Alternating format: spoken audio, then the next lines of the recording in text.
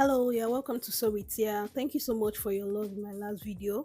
And in today's tutorial, I'm going to be showing you how to make this beautiful blouse with this neckline detail. If you are yet to subscribe, make sure you do so and turn on your notification bell so that when I post new videos, you get to see them. So here are the materials I'm going to be using for this tutorial. I'm going to be leaving a detailed list in the description. So I'm going to be combining these two fabrics together. This pattern fabric is non-stretchy and I'm going to be making use of this for the sleeve. Okay, and I'm making use of this crepe material. It's just a leftover fabric I have from one of my previous projects last year, so it's a bit stretchy, and I'm going to be making use of this for the main body of the blouse. I'm also going to be needing a zipper, as you can see, and without further ado, let's just get right into drafting the pattern. Also, you're going to be needing a tracing wheel, and if you don't have one, it's okay. You can just highlight with your marker or your pencil. So I'm going to be starting with the back pattern. This is a blouse. So the first thing I did here was to indicate my zipper allowance. So remember I told you we are going to be making use of a zip. So depending on the amount of the total number of inches you want for a zipper allowance, for my I use 1.5, after which I took the length of my blouse. So for my length, I'm making use of 23.5 inches. And the next thing I did was to indicate my armhole, which is 8 inches, then my waist point, which is 15.5, and I'm just going to go on to highlight this point using an horizontal line.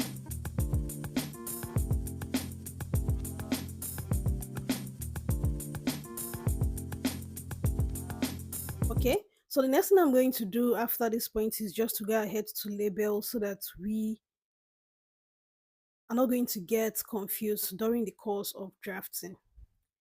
Okay, on my start line, I'm going to be inputting my shoulder measurement, which is 15 inches divided by 2. And I'm going to repeat the same procedure on my armhole line. I connected this using a straight line, and this is going to be the point where I'm going to be creating my armhole curve. After doing that, I went ahead to input my neck width and my neck depth. For this particular pattern, I'm going to be making use of a neck width of 3 inches, and for the neck depth, I'm just going to be making use of 1.5 inches. You could go lower if you want that. After which, I went to my armhole line and I created my shoulder slope by coming down by 1 inch, and I connected it to my neck width. I went back to that same armhole line, I formed the midpoint, and I went to my chest line. As you can see, I divided my bust round measurement by 4 and I imputed what I have. In my case, I had 9.5 after dividing. That means 38 inches divided by 4, 9.5, and I went ahead to indicate that.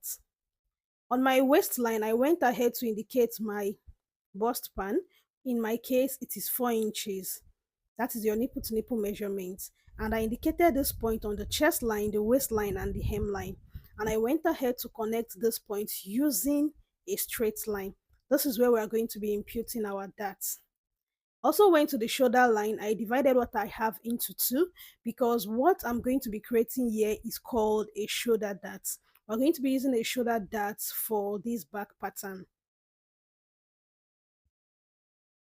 And after doing that, I went to the waist point and I went in by 0.5 inches on both sides, and I connected this to the hemline, as you can see, then back to the chest line just to create that point. So this is what I have when I'm done. Right now, I'm going to be dividing my waist round measurement divided by 4. I imputed that measurement. Also added 1 extra inch. This is for my dart. Okay. Then on the hemline, I divided my hip measurement by 4 and I imputed that measurement there. I did not add any inch because there is no dart on the hemline. Afterward, I went on to add my sewing allowance, which is 1.5 in my case. You can decide to do 2 inches. Then I connected both points together. Also went ahead to label this as my center back, and I went on to the lower hem of the blouse and I'm going to be creating a curve. I just went up by 1.5 inches just to give that curvy shape on the blouse. Then on my zipper allowance, I went in on the waist measurement, the waist point rather, by zero point 0.5, and I connected this to the hemline, and I'm also connecting this to the neck point. This is just to avoid having zipper bulge when I'm done sewing my zipper. So I'm going to be cutting those points that you can see I'm shading away. So I also went ahead to label the two sides because at the end of the day, we'll be having two different pieces for this back pattern.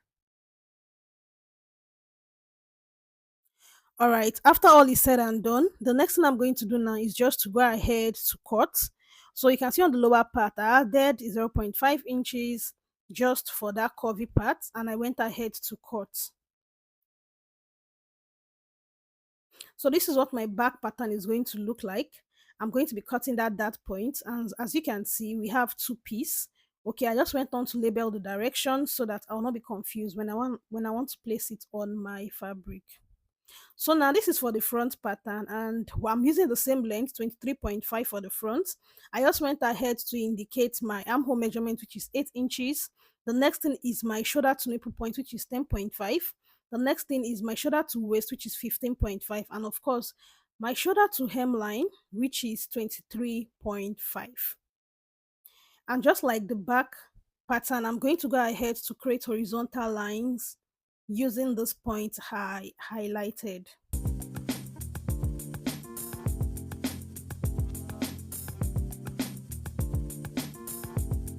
So I also went ahead to label so that it's going to be easy. I have my chest line, then the shoulder to nipple point, the shoulder to waist point, and of course the hemline. So I'm going to go to my shoulder measurement just like the back, and I'm going to indicate my back measurement, which is 15 inches divided by 7.5. I repeated same on the chest line, and I connected this with a line, which is where I'm going to be creating my armhole curve for the front pattern. Also went ahead to indicate my neck width, which is 3 inches just like the back, and for the neck depth I made use of 3.25 because I don't want this to be too wide. You could go lower if you want. Also came down by 1 inch on this armhole line to be able to create my shoulder slope, and I went ahead to divide to find the midpoint of what was left on that line. I came in by 0 0.5 for my armhole curve, and I divided my bust measurement by 4, and I imputed that measurement on the chest line as you can see me do. So my front armhole is 0 0.5 inches deeper than my back. So I went to my waistline and I imputed my bust span, which is 4 inches just like the back. And I am going to be imputing this on my shoulder to waistline, my hemline, and also on my shoulder to nipple line. After doing this, I connected these 3 points together using a straight line. And on the shoulder to waistline, I'm going to be taking 0 0.5 inch on both sides. This is to create my dart point. And just like the back, the dart point is not going to be getting to the hemline.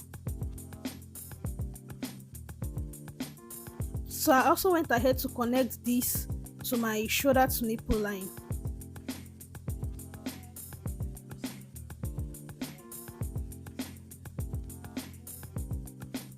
So after doing this, the next thing I'm going to do now, please, I would like you to pay attention, is because we're going to be dividing this front pattern into two. You want to know where you want the upper part to start.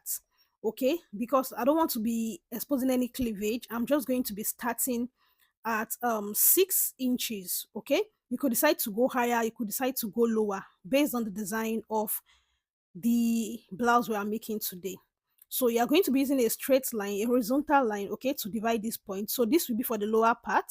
And what we are going to do now is to extend our dart point line up to that point. That 4 inches, I'm going to be putting it on that line highlighted with my red marker.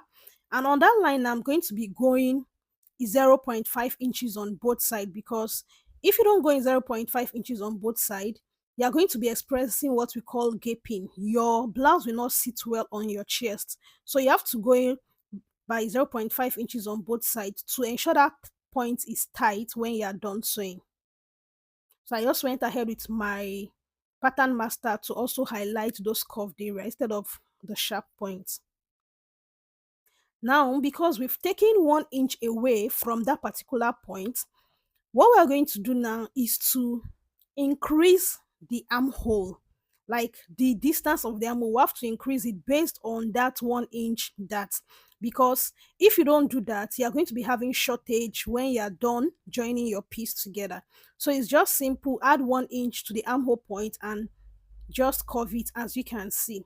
So from that point, I added my 1.5 inches sewing allowance just like the back, and I went to my shoulder to waist point, divided by 4. Mine was 7.5. I added that 1 inch for the dart as you can see. Then I added my 1.5 inch for my sewing allowance. I'm also going to go to the hemline. Remember, the hemline does not have any dart, so I'm not adding that 1 inch for that. I just went ahead to add my 1.5 inch for sewing allowance. And after doing that, I'm going to be connecting that new armhole line together with the waist point and the hemline. So this is what I have when I was done. Another important thing you have to do is to give it that curve just like the back, so that you're going to be having similar patterns for the back and the front when you're done joining the side.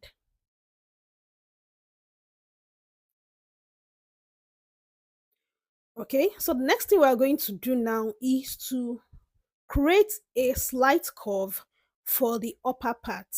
Okay, you know the upper part has this detailed neckline that look like a twist. So that is what we want to do. So you're going to determine from where you want it to be based on what we are doing. It's like towards the armhole region. So what we are going to do here now is I'm going to be coming from that armhole region. I'm just using my pen here to create a little bit of curve. So I'm going to be coming from that armhole region, and I'm going to be going towards the neckline using a curve.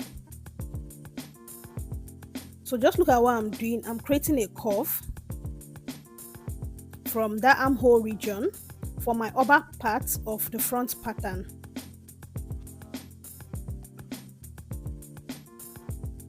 I'm going to be highlighting this particular curve with my marker when I'm done.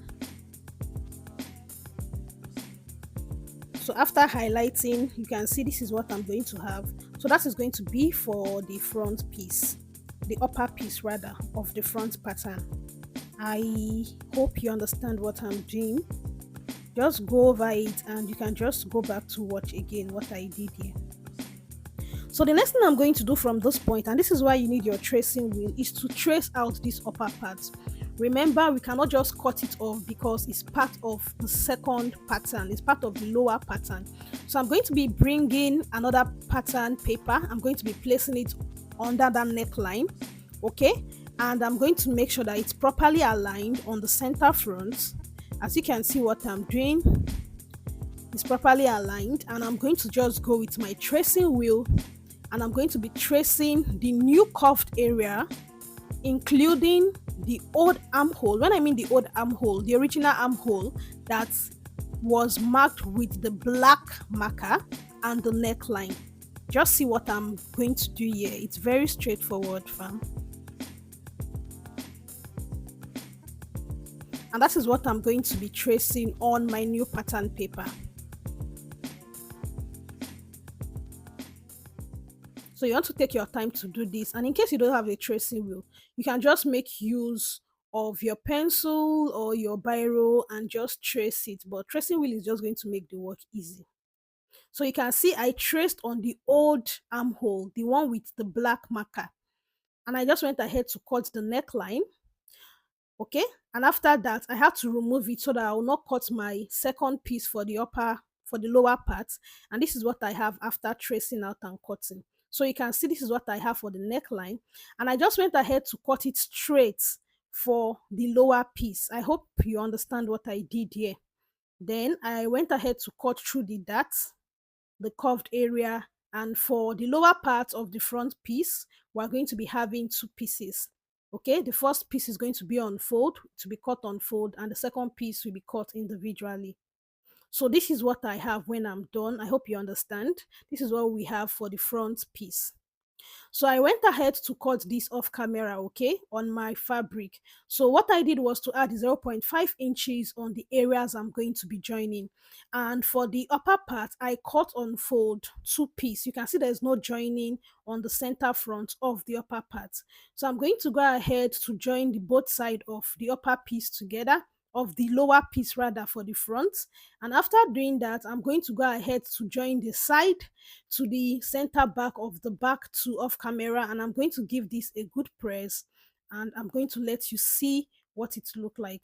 For the upper part, I'm going to be joining it at the neckline and at the lower part, and I will show you what this look like.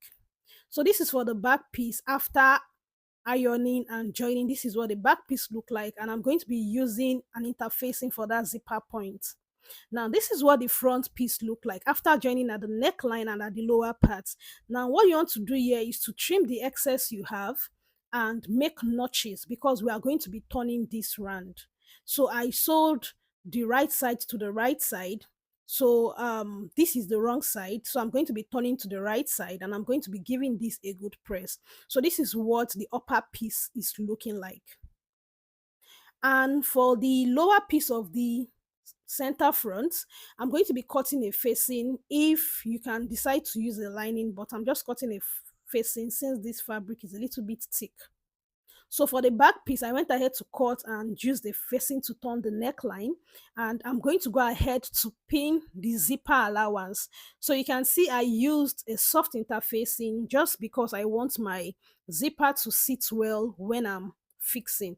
So after doing that, this is what the back is going to look like.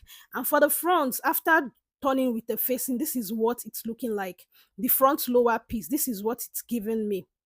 Now this is what the upper part is going to look like. We're going to be doing a little bit of a trick here, so I want you to pay attention. So first of all, you are going to pin one of the edge to the edge of the lower piece for the front pattern. And after doing that, you are going to flip gently, then flip again to get that neckline design that we are doing for our tutorial. I hope you saw what I did. I'm going to be repeating this step again.